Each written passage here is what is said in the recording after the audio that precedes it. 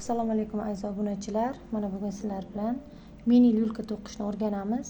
Bizga kerak bo'ladi lineyka, 20 ga 40 faner, 5 va 6 raqamda razmerdagi kurchoklar, demak rozoviy jigarrang iplarimiz, qotiradigan bezga kerak bo'ladi. Birinchi qiladigan ishimizni fanerimizni ko'paytirish qismlarini belgilab olish. Demak, men bu fanerda o'rtadan ikki chetdan ikkitadan ko'paytirish qilib olaman. Pastki tomonidan ham xuddi shunday ko'paytirish qilib olaman. Bu to'qiyotgan ipimiz, foydalanayotgan ipimiz ikkinchi sort trikotaj iplari hisoblanadi. Demak, iplar ikki xil bo'ladi. Ikkinchi sort, birinchi sort trikotaj iplari bor. 3-4 sort iplar ham bor. Ular juda ingichka. Mana bu haqiqiy. Mana ikkinchi sort trikotaj ip qalinroq. Buni hozir bir qavat qilib to'qisak ham bo'ladi, chunki bu ipimiz qalinroq ekan. Nimaga ikki qavat qilmaymiz? Fanerimizni teshikchalari juda kichkina. Noqulaylik tug'dirmasligi uchun biz buni bir qavatdan to'qib boshlaymiz. Demak, birinchi qiladigan ishimiz ishchi ipimizni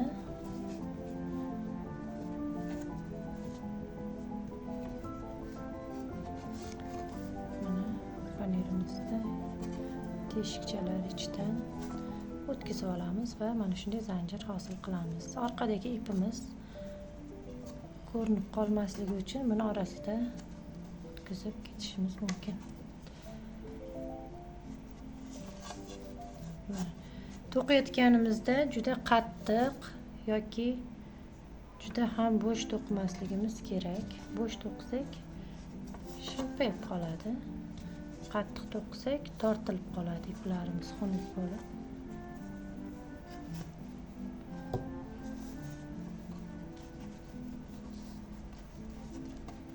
Zanjirlarimiz chiroyli chiqishi uchun, petlilarimiz chiroyli chiqishi uchun mana ko'ryapsizmi? Mana shu fishka. E'tiborli bo'ling.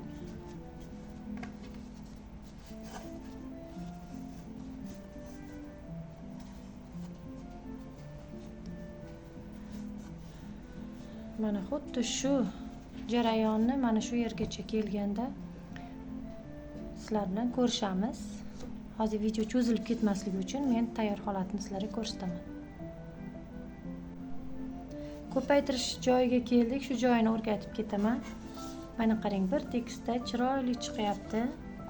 Tortmasdan yoki bo'sh qilmasdan to'qidim. Demak, mana ko'paytirish joyi. Qanday ko'paytiramiz? Bitta teshikdan 2 marta ishchi ipimizni chiqarib olamiz. Mana shu ko'paytirish hisoblanadi. Mana endi keyingisi. Ikkita dedik-ku, bu yerda ikkita, mana bu yerda ikkita, bu yerda ikkita. Ana shu jarayonni bajaryapmiz hozir.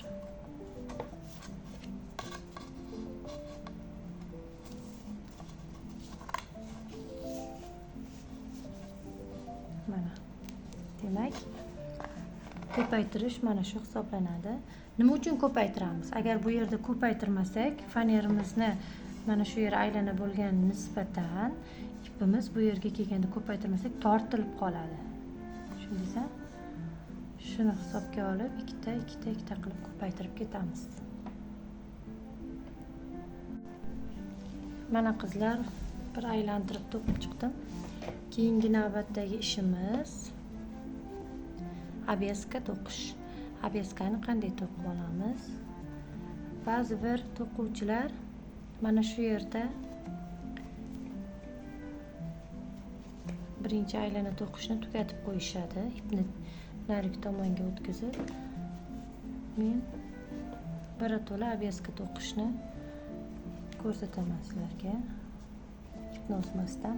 Demak, mana bu bug'doychalarimizni orasidan kruchokimizni o'tkazib olib, mana keyingi mana ilmoqchamizga kirgizib olamiz.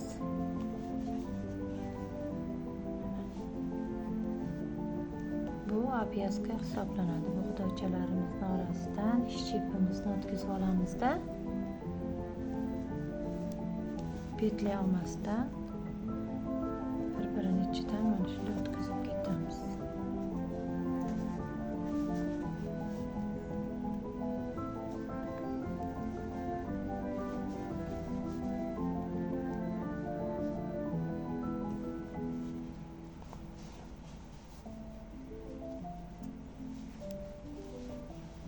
Bu nima uchun kerak? Demak, tagi mustahkam, chiroyli ko'rinish uchun ozgina panelimiz endiroq ko'rinish uchun kerak bo'ladi. Mana ko'ryapsizmi? Abyaska bersa qilayotgan ishimiz yanada mustahkam va chiroyli ko'rinadi. Mana bu tarafini qarang, ingichka, keyingi tarafimiz ishimiz ko'rinyapti. Xuddi shu jarayonni mana shu yerga aylanib kelganda yakunlashni men sizlarga o'rgataman. Mana abyaskani tugatdik. Men ipni shu yerda mana shuncha qoldirib kesib oldim. Endi bu kesib olgan ipimni nima qilaman? Demak, mana abyaskani boshlagan joyimiz mana shu yerdan boshlagandik. Mana bu yerdan mana ishchi ipimiz chiqib kelgan. Endi ipni, mana bu qolgan ipni bu zanjirni emas, ikkinchi zanjirni tagidan tortib chiqarib olaman va mana bu ipni chiqib kelgan joyiga mana ko'ryapsiz.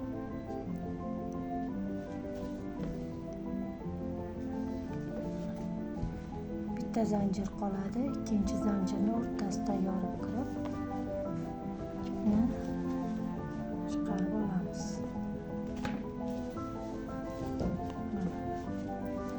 Endi shu yerda abyaskamiz tugaydi. Bu ichki tomoni, yulkamizning ichki tomoni. Qarang. Hozir bizda ikkita bug'doycha hosil bo'ldi. Mana bitta va mana ikkinchisi. Biz endi yuqoriga qarab to'qib ketish uchun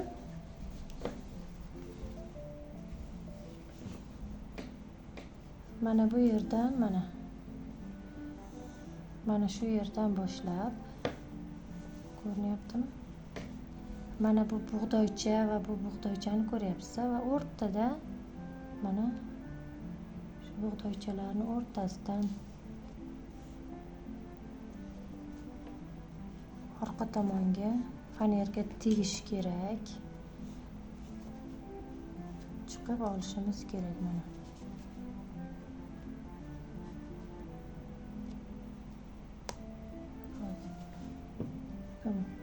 Ilinib qolyapti. Mana shu yerdan to'qishni boshlaymiz.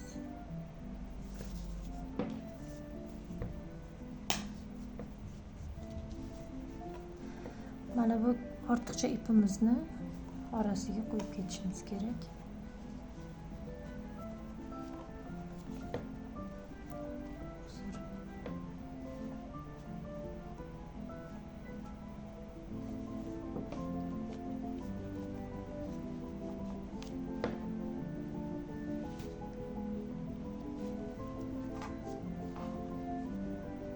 Boshlanishi ozgina qiyin bo'ladi.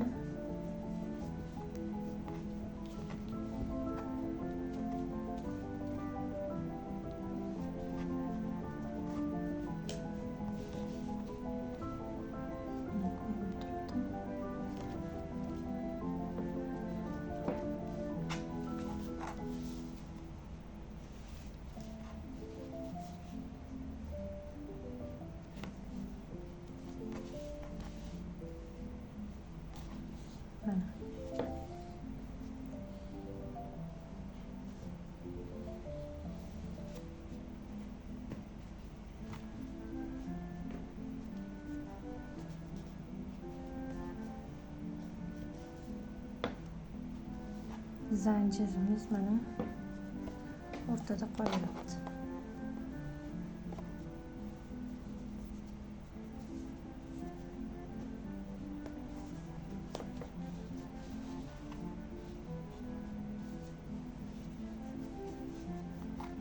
Boshida birinchi, ikkinchi qatorlar uncha ko'rinmaydi.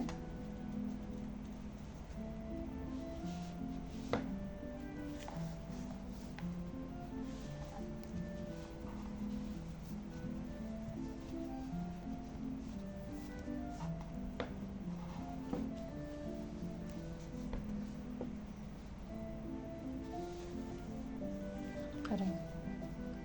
Bu zanjirlarimiz tagida qolyapti. Mana bu ikkinchi yuqoridagi zanjir petlyamizning orasida qolib ketyapti.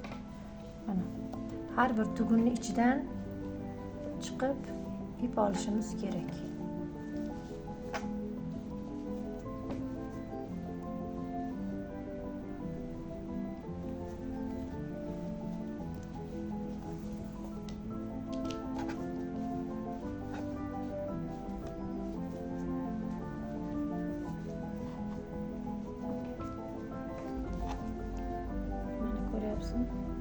Bir qator qilib to'qib kelganimizdan keyin sizlar bilan ko'rishamiz. Mana qizlar bir qator to'qib chiqdim. Aylantirib. Mana bitta zanjir tagida qoldi. Yana bittasi orasida qoldi. Endi mana bu yerda mana tugash joyi. Mana bitta ip bu yerga ketgan, ikkinchisi mana bu yerga ketgan. Mana ikkinchi qatorga o'tish uchun biz mana bu ipimizni, oxirgi ipimizni, ishchi ipimizni zanjirdan mana bu zanjirni birinchi zanjirni tagidan chiqarib olamiz. Buni ko'p cho'zib olmasligimiz kerak. Mana chiqarib olamiz. Qo'limiz bilan ushlab turishimiz kerak. Va ana shu yerga kirgan mana shu boshlangan birinchi tugunchamizni orasidan ishchi ipimizni chiqarib olamiz. Va mana bu oxirgi zanjirchamizni kurchokka kirgizib olib ipni o'zimizga qaytarib chiqaramiz. Mana shunday qilib davom etib ketamiz ikkinchi qatorda ham.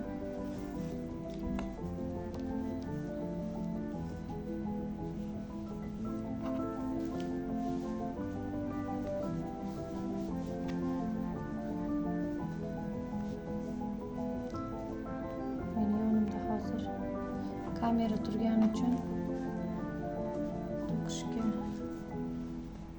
xalaqit beryapti ozgina.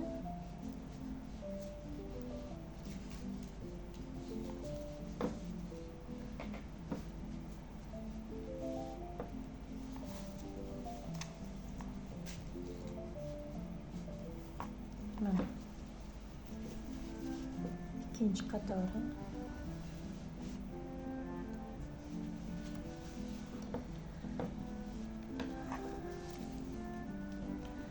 Men leskani 3-qatorda qo'yaman. 3 va bu kichkina lyulka bo'lgani uchun oxirgi qatorga qo'yaman. Ya'ni oxirgi demoqchi bo'lganim, ruchkasini chiqarishdan oldingi qatorga qo'yaman, chunki ruchka qattiq turishi kerak. 2 qator lezga qo'ysak yetadi. Detskiy lyulka bo'lgani uchun hozir men aylantirib to'qib chiqaman, keyin yana davom etamiz. Azizlar, mana 2 qator qilib to'qib oldik. Mana bir tekisda chiqdi. Choklarimiz chiroyli chiqdi. Endi 3-qatorda lezga qo'yishni o'rganamiz. Demak, lezgani qarang, o'zingiz tomonga oldinga chiqib ham ketmasin, mana bu tikka ham bo'lib qolmasin. Ichki tomonidan qo'ysangiz tortilib, o'rtib xunuk bo'lib qolmaydi, bilinib qolmaydi. Men mana shunday ichki tomondan qilib salgina mana. Buni o'rtadan ham qo'ymang. O'rtib qoladi. Qo'yamiz. Demak, lezgani mana 5-6 santimetrda chiqarib qo'yasiz. Keyin aylanib kelgandan keyin lezgamiz bir-biriga skotchlab qo'ysangiz, mana bu uchlari bilinmaydi. Mana. Uchlari chiqib qolmaydi. Demak,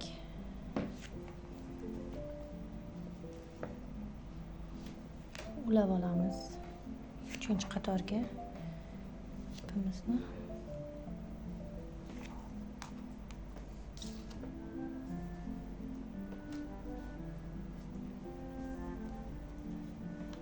Mana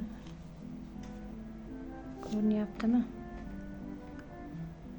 Va mana shu betlamizdan ichkariga kirib, bu chiqargan ishchi ipimizni ushlab turishimiz kerak. Mana endi buni bu yerga kirgizamiz. Mana va ishchi ipimizni chiqarib olamiz. Endi lezgani shuni orasidan kirgizib qo'yishimiz kerak. Mana. Demak, boshladik.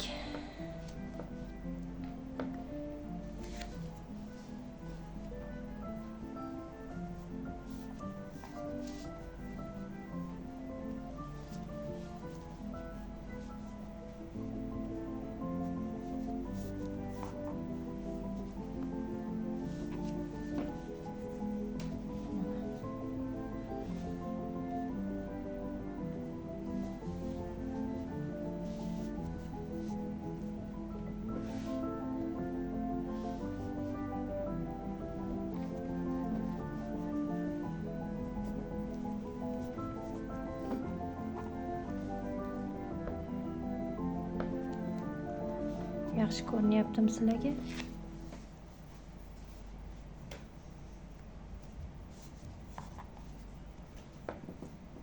Ko'ryapsizmi? Tashqaridan ham emas, o'rtadan ham emas, ichki tomondan.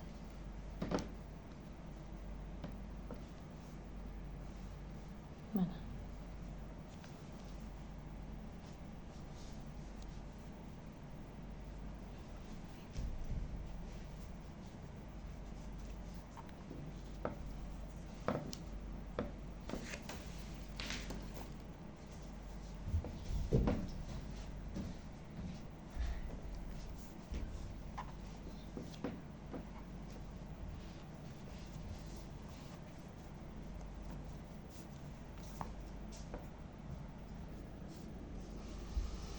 Tagidan qilasizmi?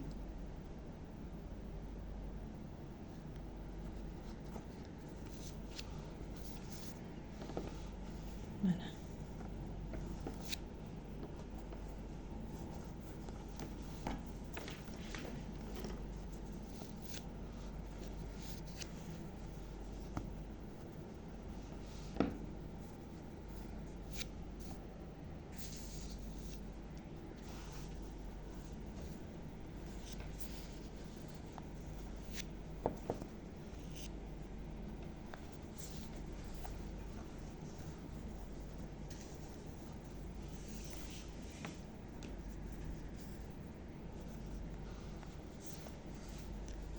Juda qattiq to'qimanglar. Sababi mana lezga qo'yganimizda shu qatori tortilib bilinib qolishi mumkin. Juda bo'sh ham bo'lmasin. O'rtacha o'zingiz qo'lingizda to'qiyotganingizda sezishingiz kerak. Birinchi, ikkinchi to'qiganda bu sezilmaydi. Men ham boshda to'qiganimda birinchi martaga juda tortib to'qiganman, qo'llarim qavarib ketgan. Keyingi to'qiganlarim juda yumshoq bo'lib chiqqan. Men ham qo'lga yoqadigan yumshoqqina lyulkalar bo'lib chiqqan mana. Ko'ryapsizmi? Tekis chiqyapti. Tekis ko'tarilyapti.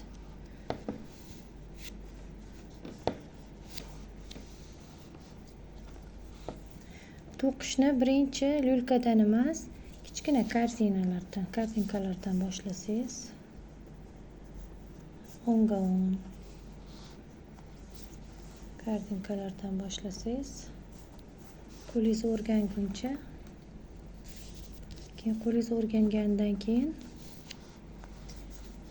asta-sekin katta lyulkalarga ham o'tsangiz bo'ladi.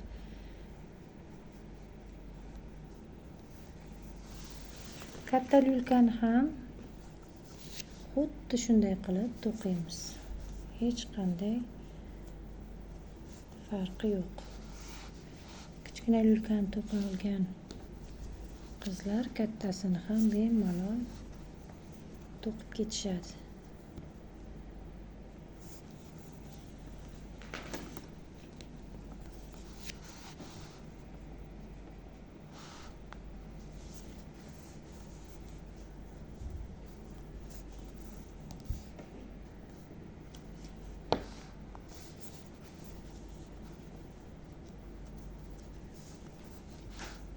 Mana tekis chiqyapti. Lyulkamizni to'qib bo'lganimizdan keyin dazmollab olsak, bug'li dazmoldami yoki marli qo'yibmi, trikotaj ip bo'lgani uchun dazmol qilgandan keyin yana tekis bo'lib, chiroyli bo'lib chiqadi.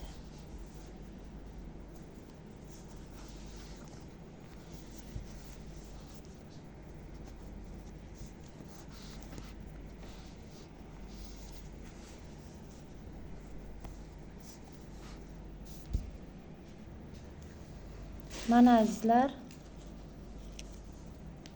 lezgamizni xuddi mana shunday ko'rinishda skotchlab olamiz va davom ettirib to'qib qo'yamiz.